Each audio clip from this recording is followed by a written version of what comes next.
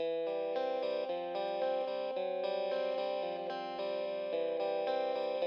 you know that Palermo is the most popular street food, not in Italy, but in the world? Today we're gonna make potato croquette. It's something that we eat during summer when we walk.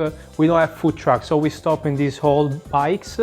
These are all motorcycles. Well, on the back they have these old settings with the food that they're going to fry. So I'll tell you now the ingredients we have for the mix of the potato croquette. 800 grams of red potatoes. Use the potatoes that you like. Red potatoes are really good. Add some parsley.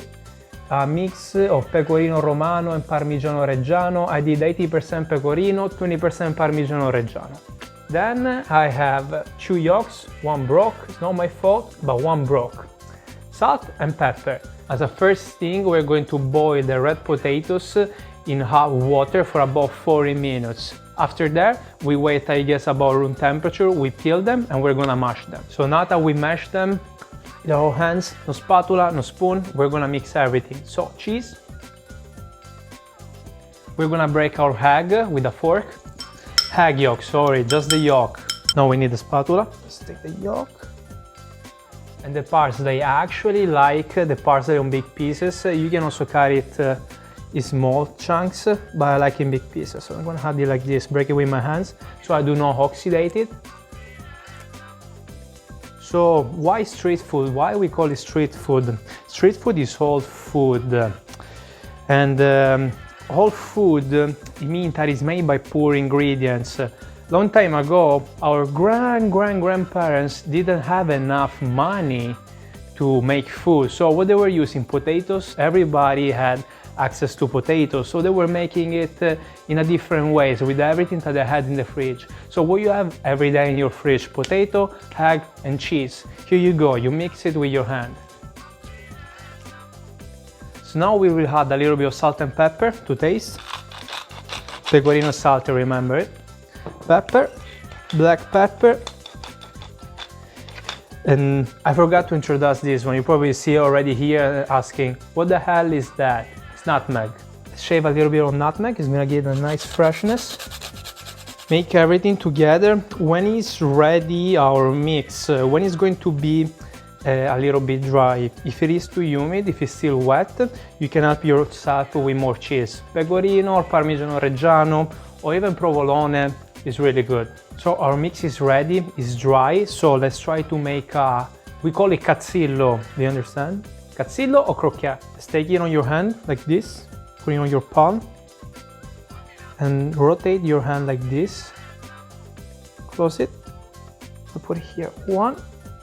We do the same thing with the rest of them. It's already good like this. Think when we're going to fry it. Amazing. I have my oil going on, the peanut oil, and today the oil has to be really hot, so we have to be about 180 degrees. Now it's time to fry them, but before we do that, we have to roll them in the eggs. I have about 3 eggs. I'm gonna break them with a fork, and plain breadcrumb. I'll take my croquette, put it on my egg. I don't wanna get my hands dirty. I'm just gonna gently roll it here.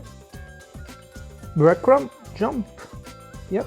Seems having a lot of fun on the breadcrumb. If the breadcrumb doesn't stuck well, you can put it again in the egg like this. Do a double panatura, that's what we call it. Double breadcrumb it. And here you go. This is gonna be super crispy. And I put it here. So now that we braided all of them, see if the oil is hot. Let's take some breadcrumb. The oil is hot, and now we're gonna go with the first croquette.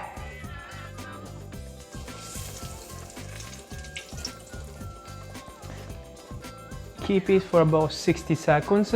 You can use the oil that you like. I'm using peanut oil. I really don't recommend extra virgin olive oil because that's gonna be heavy even if the smoke point is higher. Play with it, cuddle it, don't leave it there or it's gonna get burned. Hey guys, our croquettes are ready and now we can try them. They're perfect to be eaten everywhere. How we eat that? Or you can use, I see some people in Palermo doing that, ketchup and mayonnaise. It is good, but don't let the real Palermitan see you. Or that's what we do, we squeeze the lemon. Look at this, it's soft, crispy outside, and you can taste the pecorino, the fresh parsley with a squeezed lemon on top. It's fantastic. It's for everybody, it's for adults and for kids. Try it, guys. Buon appetito! Did you like this recipe? If you did, put a thumbs up. Don't forget to subscribe and to tell to your friends how easy it is to make real Italian dishes.